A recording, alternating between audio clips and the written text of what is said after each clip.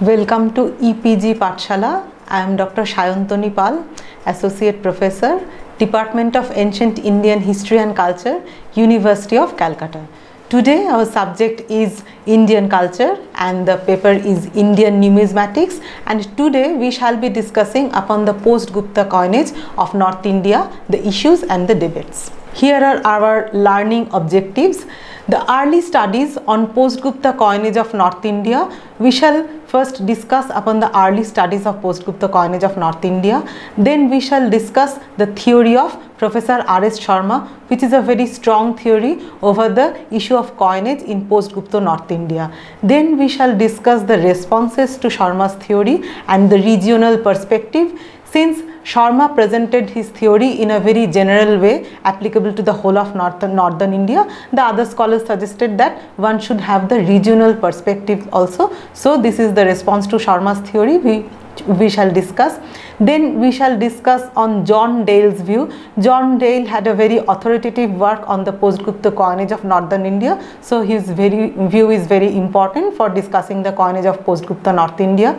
Then we shall discuss the reconsideration of the whole issue by R.S. Sharma, since after John Dale's response to the theory, R.S. Sharma revised his view. So we shall discuss that. Then we shall also discuss K.M. Shrimali's criticism of the view of John Dale, and then we shall conclude our discussion. One thing regarding the usage of the term post-Gupta, instead of post-Gupta we would like to use the term early medieval, since the term post-Gupta is a dynastic label and probably the Guptas did not rule over the whole of North India. So it is better to use the term early medieval instead of the term post-Gupta. First, to begin with the introduction. The issues and debates over the monetary scenario of post-Gupta North India is a subject on which several observations and theories have been put forward. Why so many theories and so many debates over this issue? The opinions vary from one view suggesting the paucity of coinage and monetary anemia prevailing during the period, to the opposite view suggesting the continuity of the importance of coins as a medium of exchange. So you can see there are two most opposite views regarding the issue of coins in post-Gupta North India, which is very interesting. Some scholars, according to one view, there are paucity of coins in post-Gupta or early medieval North India, while according to another view one should not view the thing in this way, and they argued for the non-existence of monetary anemia in post-Gupta North India. Now the general features of post-Gupta North India, this we have discussed already in another module. Just to sum up the view, the post-Gupta coinage of North India offers a striking contrast to its immediately preceding centuries. Why? Because the artistically superior gold and silver coins of the Indo-Greeks, the Scytho-Parthians, the Kushanas and finally the Guptas were replaced by base silver, copper and mixed metal coins. By base silver or copper coins we mean the silver which is mixed with alloy. So this is a very bad quality of silver which is called base silver coin. Again, base gold coin is a very bad quality of gold coin mixed with alloy. So base gold and base silver suggests that the metals were not very inferior, and we have copper and mixed metal coins in early medieval North India. Now the shapes and devices on these coins, they degenerated to a great extent. There was also a dearth of coin types. As for example, in the period of the Kushanas or the Indo-Greeks or the Guptas, each one of the rulers issued several coin types. As for example, Samudragupta of the Gupta king, he issued as many as 6 coin types. Then Chandragupta II, he issued personally as many as 8 coin types. Then Kumaragupta I, he issued as many as 14 coin types. But in post-Gupta or early medieval North India, we see that only 4 coin types dominated, and the other dynasties continued these 4 coin types in their region.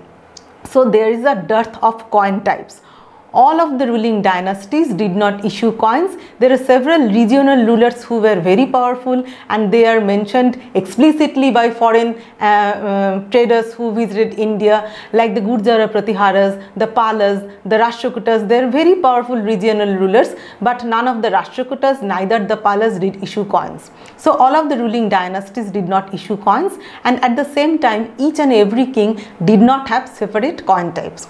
So for the whole of north and northwest India, as far as the Kabul valley, there are only 4 major dominant coin types for the whole period between the 6th to the 12th or 13th centuries. These are the 4 major coin types of North India. First, we have the horseman and bull type, which was issued by the Hindu Shahi dynasty in the Kabul valley from the 9th century onwards. Then we have the standing king and seated goddess type. This is essentially associated with the Kashmir valley. The Kashmir kings continued this coin type for more than 500 years. Then we have king and fire altar type, which is also known as the Indo-Sasanian type or the Gadhaiya type of coins. This originally was issued in Persia, and then the Hunas conquered the Persian kings, and when the Hunas came to India, they brought this coin type into India. So these coins are named as Indo-Sasanian type.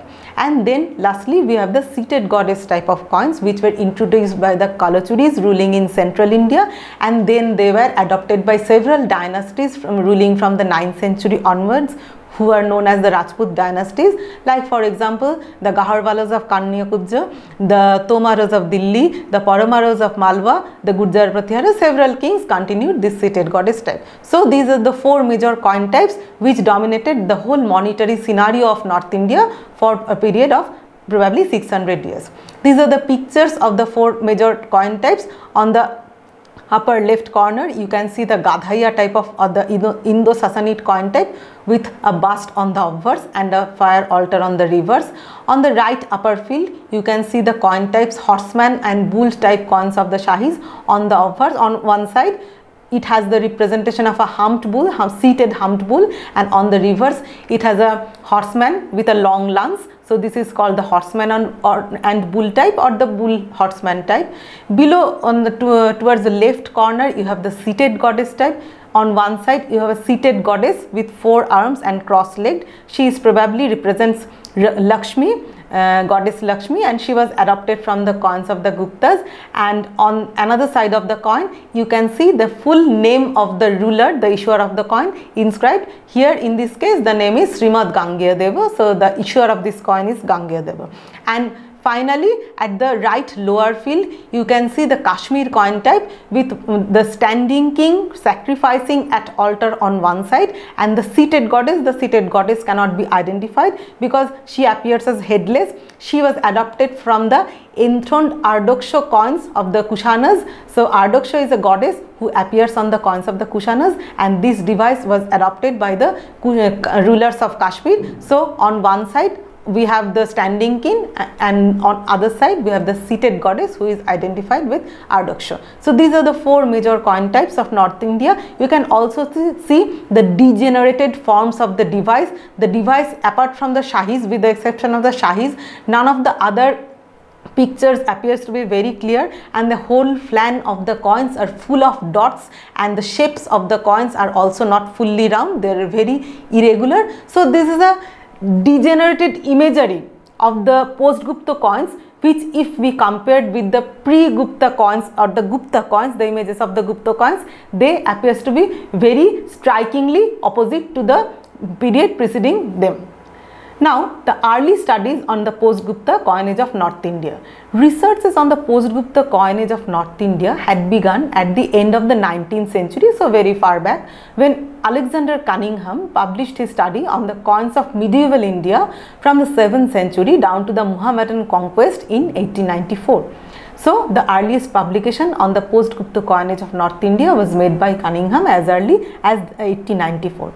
So most of the subsequent studies have highlighted on the dearth of coin types, debased metal and degenerated imagery of the post-Gupta coins of North India. This is because of the fact that most of these studies are basically coin catalogs. So what do we do in a coin catalog? We just analyze the coin collection of particular museums like the Indian Museum or any other museum, and we then publish the catalogue. A catalogue thus contains the coin types issued by each ruler, but it does not contain the number of coins issued by the ruler. So we do not get the total volume of the coins, we only get the number of types. So we learned that Samudragupta issued 6 types of coins, but we do not know how many coins belonging to each type were issued by him. So this is the difficulty of studying coinage on the basis of coin catalogues.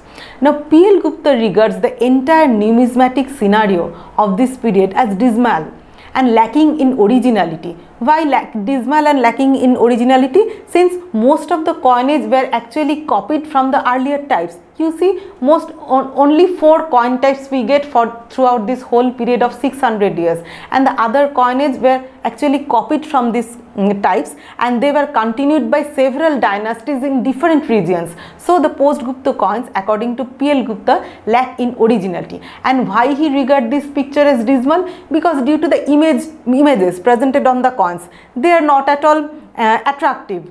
So they are much degraded, and the shapes are also not regular. So P.L. Gupta regards the entire numismatic scenario of this period as dismal and lacking in originality. The reason is the rarity of coins of precious metal like gold and silver, which we have already discussed as in the earlier period. Now the later studies, looking beyond the degeneration of the post-Gupta coinage. When R.S. Sharma came up with his theory in 1965, he said that he presented the scenario from entirely a different point of view. According to him, the economy of the period, he discussed over the economy not only on the coinage, and he wanted to link the monetary scenario into the broader background of the economic scenario of the whole post-Gupta or early medieval period. So according to him, the economy of the period between the 600 to 1300 CE was feudalized to a great extent. The urban centers were destroyed as soon as long distance trade declined after the Kushanas.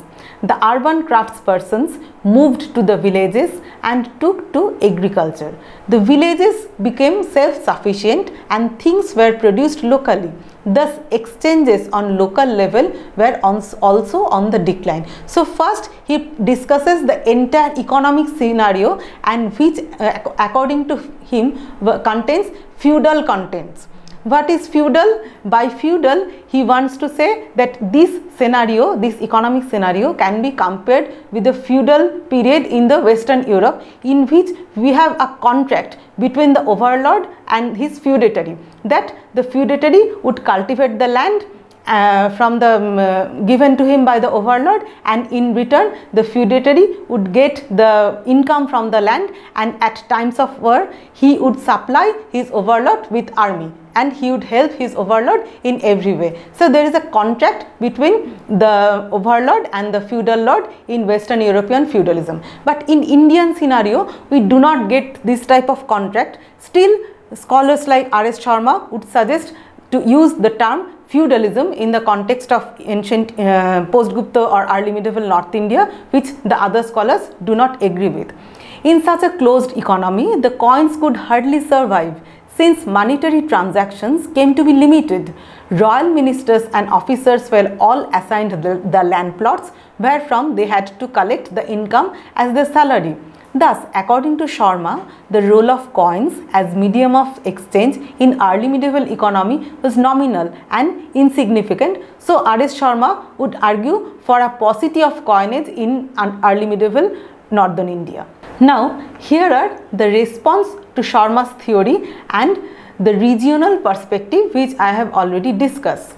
Sharma's theory created much debates and opened up lively discussions on the role of coins in early medieval economy.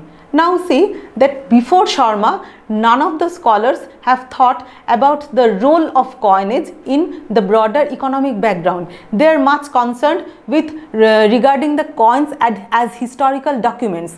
They discussed about the representation of the king on the obverse, how he looks like, the representation of the deities on the reverse, what religion the king followed. So these are the things with which the earlier scholars were concerned. So they were much concerned that the coin is a historical document. They were not concerned about that the coins were actually money.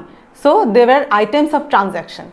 So Sharma's theory created much debates and opened up lively discussions on the role of coins in early medieval economy. Now B.N. Mukherjee, who is one famous scholar, he questioned the theory of both paucity of coins and the decline of trade, since Sharma had established a linkage between them. Now B.N. Mukherjee presented a regional perspective. He studied the region which he calls Mid-Eastern India. Now Mid-Eastern India comprises Bihar, West Bengal and Bangladesh, and his period of study is from circa 750 to 1200 CE, and he says there was definitely paucity of coinage in major portion, but in Eastern India we have other forms of transaction. Now look, money is not only one form of transaction, there were several forms, several items of transaction like cowrie shells or like other mediums which we shall discuss. So money is not only item on which transactions can be carried on. However, the cowries and churnis, the churnis are money in the form of gold or silver dust. They served as the medium of exchange. We have reference to churnis in some of the inscriptions from Orissa and in other parts of Bengal. We have reference to churnis. Harikela, the kingdom in and around Chittagong in southeastern Bangladesh, had a regular series of silver coins from the 7th to the 12th century. So this suggests that if we say that there was paucity of coinage in North India, that would be a general view, because in Harikela in southeastern Bangladesh and also in Samatata, which is again covers the Kumilla and Noakhali district of southeastern Bangladesh, we have a lot of gold and silver money. So we cannot say that the whole of northern India from the period in the post-Gupta period lacked money. So that would be a generalized view. So this is the argument of B.N. Mukherjee against Sharma's view. Thus, what he wanted to explain is that the monetary scenario of early medieval North India varied from region to region. This is one thing one should keep in mind. The theory of Sharma was rather generalized and does not present the regional picture. Now, John Dale, who came up with his theory in 1990, he said he brought some new ideas regarding the monetary situation of early medieval North India. He named his book as Living Without Silver. This is a very significant title, because what he wants to say that the people of northern India, or rather the rulers of northern India, did not have enough supply of silver, so they could not issue pure silver coins. So he regarded this shortage of silver, or rather the shortage of precious metals like silver and gold, as the key theme of the whole monetary scenario of northern India. His study aims to show how the ruling dynasties were handling the situation.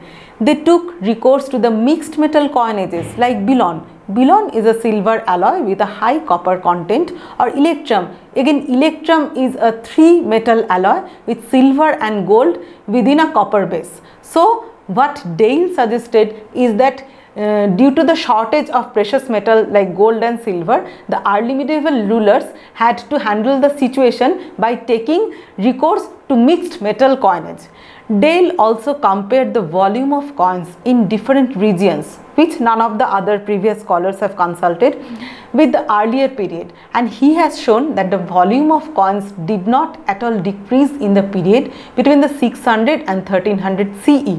What actually differentiates the early medieval North Indian coinage with its preceding age is the limited number of coin types, which I have already discussed, because if you study coins with the help of coin catalogues, you will only be aware regarding the coin types issued by each ruler. You will not be aware regarding the total number of coins of each types issued by the ruler. So this is basically the chief difficulty of studying coinage on the basis of coin catalogues. Rather, Dale suggests that one should study the monetary scenario on the basis of hoards. What are the hoards? Hoards are actually some coin collections found in different places. Usually the hoards are found contained inside a container, like an earthen container, an earthen pot. So these are called the hoards. The rulers were no longer interested in projecting their images on the coins, which we have already seen that the post-Gupta coins of northern India, the 4 dominant types, we do not have the representation of the kings as we have in the case of the previous Indo-Greeks, the Kushana coins or the Gupta coins. Now all the dynasties did not issue coins. We do not have the coins of the Palas, neither do we have the coins of the Rashtrakutas, but the Palas and Rashtrakutas were very important powers and they ruled for several centuries. They controlled their region and they have been mentioned explicitly by the Arab traders who visited from the outside. So they were very important, but none of these dynasties actually issued coins. Even if the Gurjara Pratiharas, who were another important regional power, they issued coins, but they were lesser in number. Only 2 rulers were found issuing coins. One was Gurjara Pratihara Bhoja and another one was Vigrahapala, and probably also Vinayakapala issued some coins. Several dynasties like the Shahis of the Kabul Valley or the kings of Kashmir continued the coin types issued by one of the early members of the dynasty even without changing the names. This resulted in the dearth of coin types for the said period. Dale further argues that the earlier scholars have overemphasized the importance of the coin catalogues, which I have already discussed, composed on the basis of the collection of coins by particular museums. He even complained that the Indian scholars researching on the subject may at best be called numismatists, who are concerned with the devices on the coins and their historical value, but not economic historians who think about the value of the coins in contemporary economic structures. They are more interested in seeing the coins as historical documents and not as currency. What Dale emphasized is that the study of monetary history should be on the basis of coin hoards and not only museum catalogues. Now, on the basis of 41 coin hoards of early medieval India, Dale suggests that it has been possible to order many of the series, define the temporal period of their issue, fix the boundary of their geographic distribution, attribute the control of their manufacture to known political authorities, and establish their metrology and intrinsic value, and trace their circulation history and draw inferences as the pervasiveness of monetary usage and the relative volume of monetized exchange transactions. So these are the several things which we can do on the basis of coin hoards, which we cannot do on the basis of studying the coin catalogues in museum. We cannot study the history of the circulation of coins. We cannot study the metrology of the coins. So these are the things which we can only study on the basis of different coin hoards, and Dale has made an attempt in this direction by studying 41 coin hoards. Now he contradicts the view of Sharma regarding the paucity of metallic money in early medieval North India.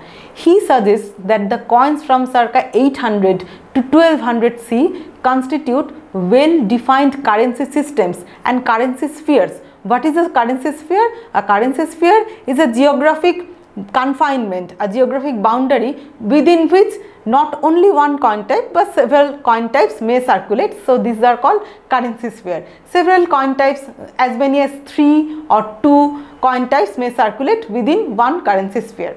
Some extended currency spheres, according to him, were congruent to major trade patterns. Dale had shown this in his findings in 2 tables, which we shall now discuss. This is the circulation pattern number 1 as shown by John Dale. Please look at the title of the table. This says these are the medieval currencies whose circulation pattern was within the boundaries of a single kingdom. So by this, Dale wants to say that the coins discussed in this table did not circulate, did not go beyond the boundaries of the kingdom within which they were issued. So at the beginning, the first column is on the issuing dynasties, who are the Pratiharas, the Amirs of Sindh, the Shahis and several other powers. Then he gives the estimated dates of their production of the coinage, like for the Gurjara Pratiharas the period is from 750 to 1000, for the Amirs of Sindh it is 750 to 850, and then he gives, and in the third column he discusses the metal content of the coins. As for example, whether it is silver, copper, whether it is only copper, or whether it is a trimetallic coinage with mixture of silver, gold and copper. So these things he have discussed in column number 3. Then he gives the mean weight of the coins and the upper standard deviation, and he gives the textual norm set for the weight of the coins, and then he finally in the last 2 columns he discusses his findings. The earliest metal content for the Pratiharas who ruled from 750 to 1000. It was a dimetallic coinage and with a silver copper alloy. The precious metal content at the beginning when the Pratiharas began their rule in 750 CE was 1.83. So the percentage of silver was 1.83. But when they ended their rule in 1000, it was reduced to 0.88. So there was a severe reduction in the silver content of the Gurjara Pratihara coins. Then again see the coins of the Kalachuris. They ruled from 1015 to 1070 CE and they had issued a trimetallic coinage series of coinage, and there the earliest percentage of the gold content was 3.50, while that reduced when they ended their rule, it reduced to 0. So there was again a severe reduction in the precious metal content of this coin. In other rows, this type of things happen when we have a severe reduction in the precious metal content of the coins. Then we have another type of circulation pattern which Dale have regarded as circulation pattern 2. Look at the title of the table. He says that these are the medieval currencies whose circulation pattern was not confined within the boundaries of a single kingdom. And to take for example the Shahis originally belonged to the Kabul Valley, but when they ended their rule, their coin types were imitated by several Rajput dynasties ruling throughout western India and central India. So their coin types went far beyond their geographic boundary. So these are the medieval currencies whose circulation pattern was not confined within the boundaries of a single kingdom. At the beginning he discusses the coins of the Shahis who ruled from the 750 to 1000. They had issued a dimetallic currency of silver, copper, and see the net silver content. It began with 2.30, that says the silver content was 2.30 at the beginning when they began in circa 750 CE, and when they ended it was reduced to 1.97. Though it was reduced, it cannot be compared to the circulation pattern presented in table 1. Since there was a severe reduction, in this case the reduction is not so much, it only reduced from 2.30 to 1.97, and in other cases in the Chavaras or the Chaulukyas and the Sindh Amirs, the Tomaras, we have reduction, but these cannot be called severe reduction as he has shown in circulation pattern 1. So what are his findings? He says that the regional coinage of the Ganga basin underwent severe reductions in the precious metal content. He counts that by 52% in the silver drachmas over 2 centuries, and between 63 and 100% in gold of Lakshmi type currency. The Lakshmi type currency was issued by the Kalachuris of central India and then by the several dynasties.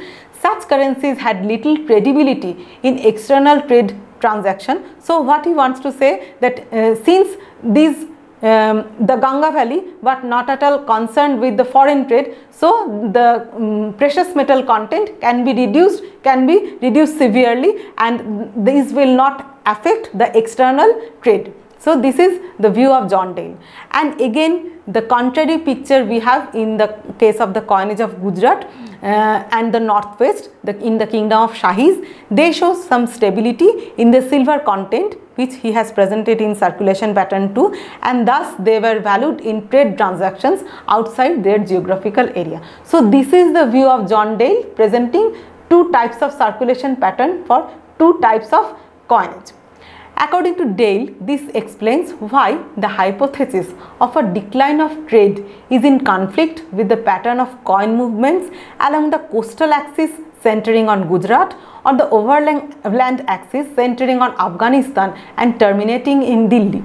Thus, he refuted the theory of decline of trade by R.S. Sharma.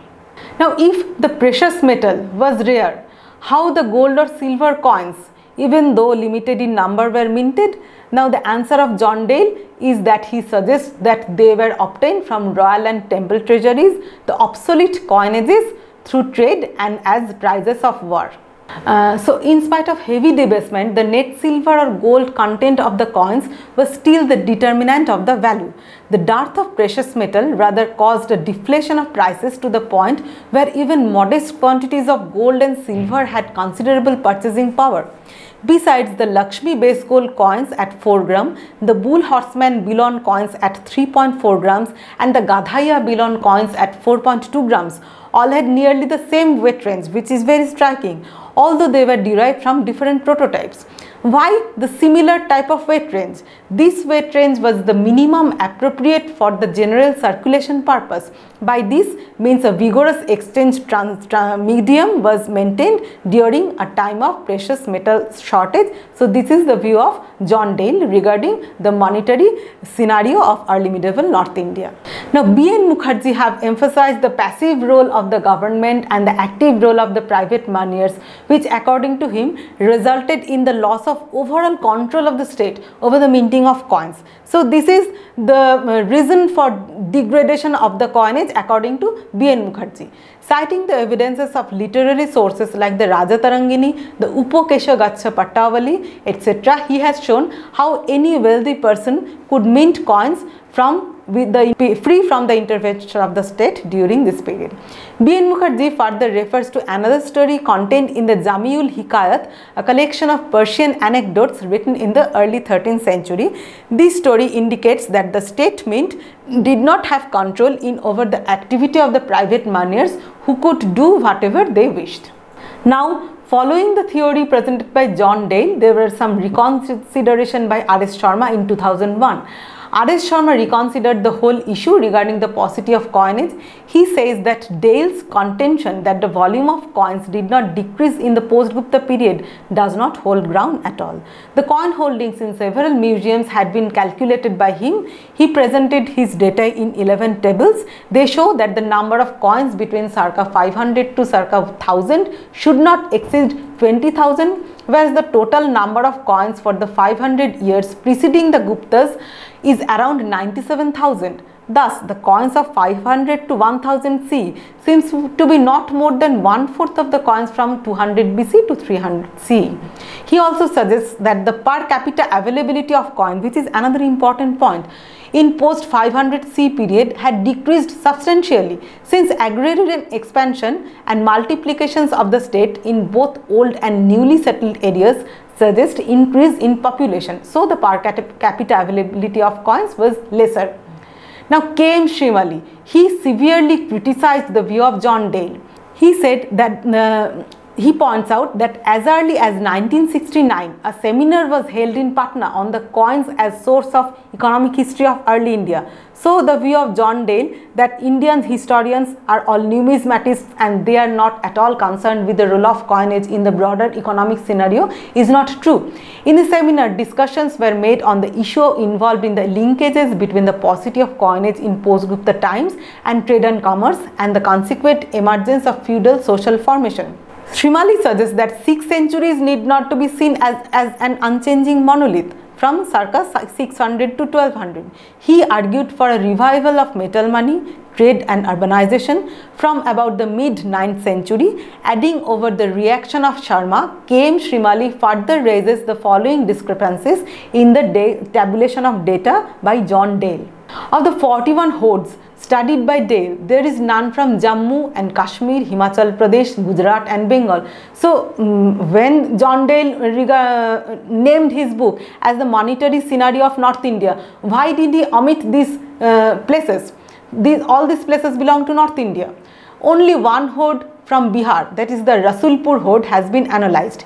If Dale was suggesting that long distance trade did not need to rely on a series of relay or entry pot markets along an extended overland axis, since the Ganga was navigable from the Himalayas down to the Bay of Bengal, how does he explain the absence of any Bengal coin hoard and only one from Bihar, and that too belonging to the period between 1240 to 1266 CE, which is much removed from the period discussed by Sharma? In case of the Kasindra hoard from Rajasthan, Dale emphasized the role of its bullion coins in the international and inter-regional trade of Gujarat and the Konkan coast and the hinterland. But from Gujarat, there are no coin hoards at all studied by him. There is also a problem with the date of the Kasindra hoard. Dale arbitrarily assigned them to circa 1000 to 1200, but according to other views, including the view of the publisher of the hoard, it could have been buried between the 5th to the 8th centuries. The total number of coins in the rest 40 hoards is about 30,500. Among them, coins datable up to the 1000 CE is only about 200, which is very less in number, whereas nearly 7500 coins belong to the period between 1000 to 1200 CE. So you can see the volume of coins definitely increased in the post-1000 CE period, which forms just about 25% of the identifiable coins. This rather indicates a revival of metal money in the post-1000 CE period, which was basically the view of R.S. Sharma. The 9 coin types attributed to Gujarat kings between circa 750 to 1200 are from 8 hoards located in Afghanistan, Andhra Pradesh, Madhya Pradesh, Maharashtra and Sindh. So none of them are actually from Gujarat. Shrimali further points out that Jayasingha Siddharaja, who ruled for half a century, did not have any coin, and this particularly raises the question regarding the active role of coins in trade transactions in Gujarat. Now, from money, we now move on to cowries as medium of exchange. The cowries, known as kapardakas in the inscriptions and texts, were widely used as a medium of exchange in early medieval North India.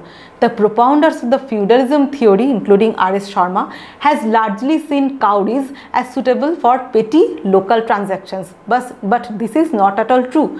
Ranabir Chakraborty points out to the early Arab chronicles referring to cowries itself as an item of long-distance maritime trade. They were imported from the Maldives to Bengal. In exchange, Bengal exported rice to Maldives.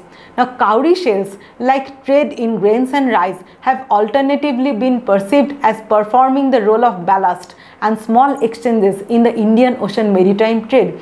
Thus, use of cowrie shells in a region is not at all indicative of a slump in trade in that region. In southeasternmost part of Bangladesh, in the territory of Harikela, which we have already discussed, there is a high quality silver currency continuing from the 7th to the 13th century. The same area has yielded Abbasid gold coins also. So B.N. Mukherjee has pointed to the changes in metrology, shape and execution of the Harikela coinage from the 9th century onwards that complies with the reformed Arabic currency of the same time. So this coinage of Harikela has a linkage with the Arab currency, which is very important. Thus, numismatic evidence questions the proposed incompatibility between money-based economy and land-grant economy, both of which are reported from Bengal. These are the coins from Harikela which we have discussed. Now, some conclusion and further thoughts. On the whole, the issues and debates over the role of metallic money in the economy of early medieval North India are still going on, and this is a very lively issue which you can already see. This has opened up several thoughts over other issues like the nature and extent of the sort of commercial activities in local and regional levels, whether they were capable of generating a stable and commercialized middle class, who took away the profits of trade, and how the peasants and artisans were carrying on their day-to-day transactions and so on. So, on the whole, we should keep in mind that the coins were not only the medium of exchange, there were several other items of exchange. I can mention only one text, that is the Lekha Paddhati, which refers to chirikas and hundikas, which are also used as items of exchange. So while discussing the monetary scenario of certain periods, we should keep in mind that money or coins are not only the one form of exchange, there are several items which can be used in exchange transactions. Thank you.